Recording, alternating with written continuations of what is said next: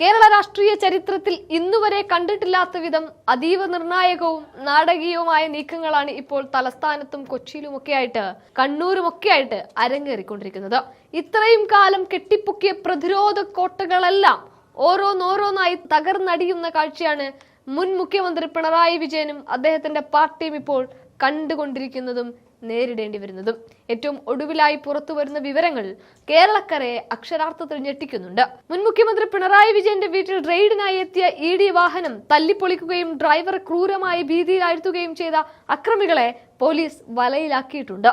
ആ സംഭവവുമായി ബന്ധപ്പെട്ട് 26 പേരെ ഇതിനോടകം തന്നെ അറസ്റ്റ് രേഖപ്പെടുത്തുകയും ചെയ്തിട്ടുണ്ട്. അതിലും അതിശയിപ്പിക്കുന്ന കാര്യം എന്തെന്നാൽ അക്രമത്തിന് നേതൃത്വം നൽകിയ 5 പ്രധാന പ്രതികളെ മുൻ മുഖ്യമന്ത്രിയുടെ വീടിന് മുന്നിൽ തന്നെ പരസ്യമായി നിരത്തി നിർത്തിയാണ് പോലീസ് ഇപ്പോൾ ചോദ്യം ചെയ്യുന്നത്. ഒരു കാലത്ത് ആരും ഭയത്തോടെ മാത്രം നോക്കിയിരുന്ന ആ വസതിക്ക് മുന്നിൽ ഇന്ന് പ്രതികളെ വിറപ്പിച്ചുകൊണ്ട് പോലീസ് നടത്തുന്ന ഈ നീക്കം രാഷ്ട്രീയ കേന്ദ്രങ്ങളെ പോലും അമ്പരപ്പിച്ചിരിക്കുകയാണ്. ഇനി എന്തൊക്കെ കാണണം പടച്ചോനെ എന്ന് യുക്തിവാദിയായ മുൻ മുഖ്യമന്ത്രിക്ക് പോലും സ്വയം ചോദിക്കേണ്ടി വരുന്ന തരത്തിലേക്കാണ് കാര്യങ്ങളുടെ കിടപ്പും പോക്കും. കേരള ഹൈക്കോടതിയിലെ 2 ജഡ്ജിമാർ ഒപ്പിട്ട കടുത്ത ഉത്തരവ് പുറത്തു വന്നതോടെയാണ് EDക്ക് കാര്യങ്ങൾ കൂടുതൽ എളുപ്പമായത്. ഏത് റൂട്ടിൽ വേണമെങ്കിലും എത്ര ശക്തമായി വേണമെങ്കിലും അന്വേഷണം നടത്താനുള്ള പൂർണ്ണ സ്വാതന്ത്ര്യമാണ് കോടതി കേന്ദ്ര ഏജൻസികൾക്ക് നൽകിയിരിക്കുന്നത്. ഇതോടെ CMRL എക്സാലോജിക് സാമ്പത്തിക ഇടപാട് കേസിൽ ഒട്ടും സമയം കളയാൻ ED തയ്യാറുമല്ല. കോടതി ഉത്തരവ് വന്നതിന് തൊട്ടു പിന്നാലെ ED ഡയറക്ടർ രാഹുൽ നവീൻ തന്നെ നേരിട്ട് കൊച്ചിയിലേക്ക് എത്തി ഉന്നതതല യോഗം വിളിച്ചു ചേർത്തു.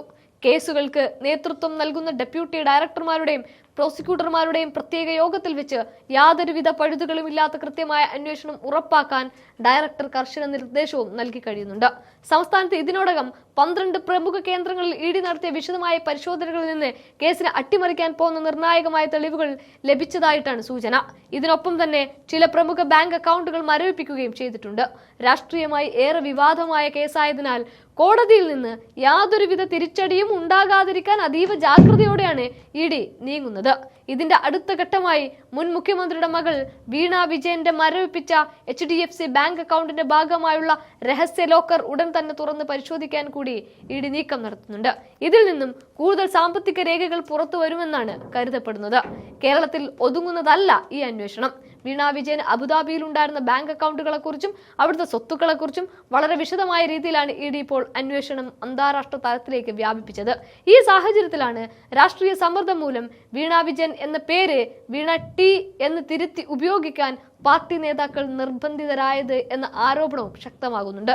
സർക്കാരിന് ഓഹരി പങ്കാളിത്തമുള്ള CMRLൽ നിന്നും കോടികൾ തട്ടിയത് വീണ വിജയൻ ആണെങ്കിൽ അതിലേക്ക് നയിച്ച യഥാർത്ഥ സൂത്രധാരൻ ആരാണ് എന്ന സ്വാഭാവികമായ ചോദ്യം പൊതുസമൂഹത്തിൽ ഉയർന്നും കഴിഞ്ഞിട്ടുണ്ട്. ഇതിനെയെല്ലാം കേന്ദ്രത്തിന്റെ രാഷ്ട്രീയ പ്രതികാരം എന്ന് മാത്രം പറഞ്ഞ് അണികളെ തെരുവിലിറക്കി അക്രമം അഴിച്ചുവിട്ടതുകൊണ്ട് ഇനി കാര്യമില്ല എന്ന് പാർട്ടിക്കുള്ളിൽ തന്നെ ബോധ്യവുമുണ്ട്. മുൻപ് പല പ്രതിസന്ധികളിലും പാർട്ടിയുടെ പേര് പറഞ്ഞ് ഇരട്ടച്ചങ്കനായ കപ്പിത്താനെ രക്ഷിക്കാൻ റോട്ടിലേക്ക് ഇറങ്ങിയിരുന്ന സഖാക്കൾ പോലും ഇനി അതിന് തയ്യാറല്ല.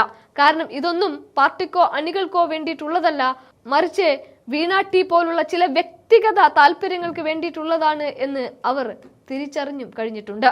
വിഷയത്തിൽ നിന്നും തടിയൂരാൻ AK ബാലനെ പോലുള്ള മുതിർന്ന നേതാക്കൾ ഇത് കോൺഗ്രസ് നേതാവ് ചെന്നിത്തലയെ കൂടി ലക്ഷ്യം വെച്ചുകൊണ്ടുള്ളതാണ് എന്ന് വരുത്തി തീർക്കാൻ നോക്കുന്നുണ്ടെങ്കിലും അതൊന്നും ഇനി വിലപ്പോകില്ല.